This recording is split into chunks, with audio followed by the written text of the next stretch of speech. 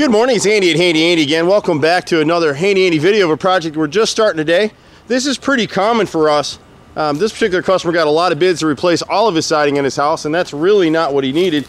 You can see we've got pre-prime hardiplank, smooth with the bevel siding, and that caulk right there is one of the products that we use and makes a big difference on our jobs.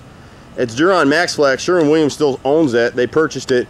But a lot of times you'll see people use cheaper brands, and you'll see what will happen on the siding we come down through. As it ages a little bit, it can't expand and contract, and it loses form, and it'll split, letting water getting into the siding, which is what's happened here.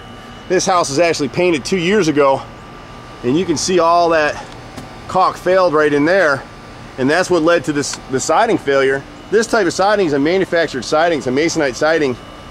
Most people don't use it anymore, but it actually rots from the inside out and the outside in. So even if you've done a bang up job painting your house, which this customer's really tried to stay on top of it, painting regularly, the siding's gonna fail. So what we're doing here today for him is, unlike everybody else who tried to sell him a full siding job, we're just gonna go ahead and replace what he needs to have done, which is this tall chimney right here. We'll replace the corner boards, and we'll go ahead and replace this section of siding here on the front.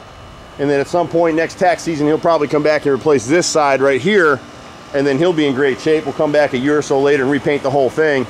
But you can actually see something else we point out in a lot of properties.